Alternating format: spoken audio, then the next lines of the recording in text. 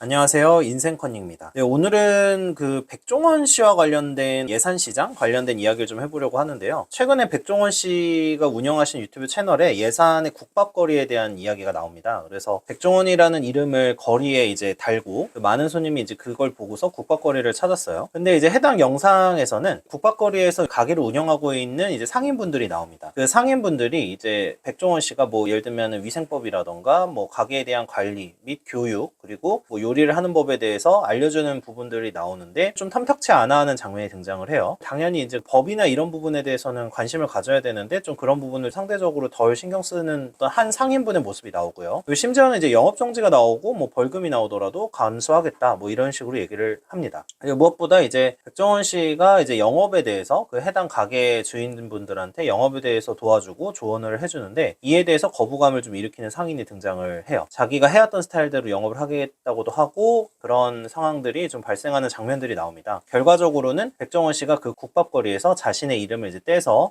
이제 없애버리는 그런 것으로 이제 마무리가 되거든요. 저는 이게 사실 이걸 보면서 제가 과거에 말씀드린 그 강화 법칙의 제일 안 좋은 예를 전형적으로 보여주고 있다 이런 생각을 많이 했어요. 저는 개인적으로 첫 직장의 중요성이 되게 강조를 하는 편인데 그게 향후 커리어적인 측면도 있지만 그 자신이 하는 일의 수준이나 노력이 그 첫 직장에 의해서 결정이 돼요. 내가 첫 직장에 딱 들어갔는데 여기가 엄청 힘들고 고된 곳이었지만 뭔가 많이 배우는 곳이었다면 그 이후 직장들은 훨씬 수월하고 쉽습니다. 이제 쉬운 곳에서 첫 직장을 만약에 다니게 되면요. 그 이후에 이제 어느 직장을 가든 불만족할 가능성이 매우 높습니다. 그게 왜 그러냐면 자신이 해왔던 노력 수준에 따라서 그 힘듦과 편함이 이제 결정이 되기 때문이에요. 보통 이제 처음에 이제 들어갔거나 영업을 하는데 대충 하고 법을 준수하지 않으면서 영업하는 게 몸에 익어버리면 사실 그 이상의 노력이나 맛을 내기 위한 태도나 이런 거를 가질 수가 없어요. 그리고 뭐 법을 준수해서 가게를 어떻게 운영하겠다라든지 리스크를 줄이려고 한다든지 이런 부분에 대해서 새롭게 이걸 뭐 배워서 하겠다 이렇게 하는 건 진짜 어려운 일이거든요. 특히 아까도 말씀드렸다시피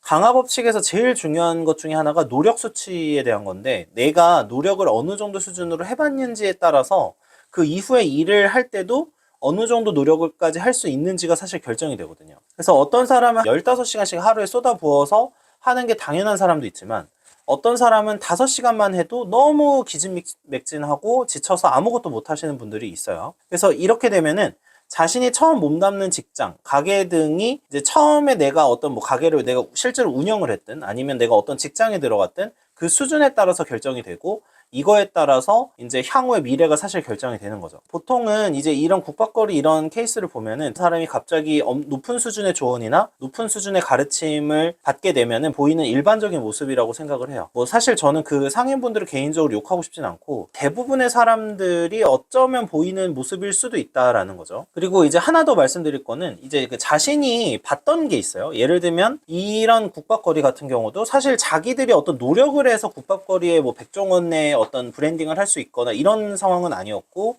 어느 정도는 백종원 씨가 일종의 뭐 재능 기부랄까 네, 여러 가지 노력을 쏟아부어서 이제 만든 것이 이런 거였는데요. 제가 느끼는 거는 사람이 항상 그렇지만 자신이 받고 있었던 거나 무상으로 받는 서비스에는 사실 사람들은 별로 가치를 못 느끼는 것 같아요. 사실 대부분의 사람이라면 백종원 씨가 이렇게 해라라고 가르치면은 아, 이거를 하면 성공할 가능성이 높다라는 걸 아마 알고 있을 겁니다. 알고 있을 건데 이걸 못 한다는 거죠. 자기가 하여오던 것 때문에.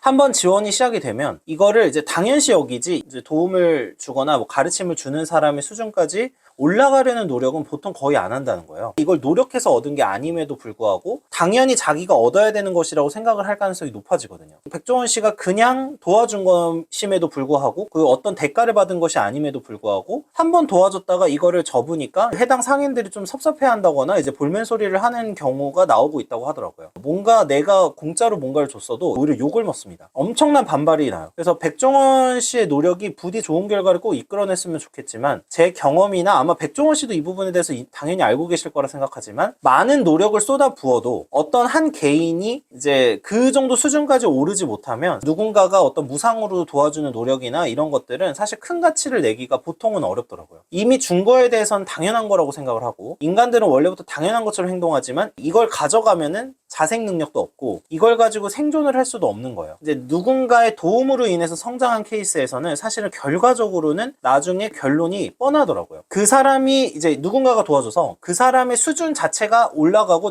열심히 하는 게 몸에 익으면은 다를 수 있는데, 대부분은 그렇지 않고 누군가가 그냥 도와주면은 그 도와준 거 받는 것만 딱 익숙해지고 자신의 능력을 향상시키기는 좀 어려운 상황들이 항상 발생하더라고요. 그래서 저는 과거에 백종원 씨가 출연했던 골목식당 같은 프로그램 등을 볼 때마다 항상 느꼈던 게 그릇이라는 부분이었어요. 인간의 본성이 일단은 뭐든지 이기적이고 자신의 편한 것만을 추구를 한다. 근데 어떤 기회가 왔을 때 그거를 잡거나 알아보려면 이 사람들의 능력 자체가 일단 어느 정도 일정 수준에 이르러야 되고 원래부터 이것을 담을 만한 그릇이어야 된다고 생각이 들더라고요. 근데 사람들은 운이 없었다거나 사회 탓을 돌리면서 이거는 내 잘못이 아니고 누군가가 잘못 가르쳤기 때문이고 여러 가지 이유를 대요. 근데 인간은 아무리 좋은 기회가 주어져도 그 자신이 그릇이 가지고 있는, 그러니까 내가 담을 수 있는 수준만큼만 조언을 받아들이고 일을 해내게 돼요. 그래서 평소에 사실 노력을 해야 되는 부분이 이것 때문인데, 결과적으로는 자신의 수준만큼 기회의 가치나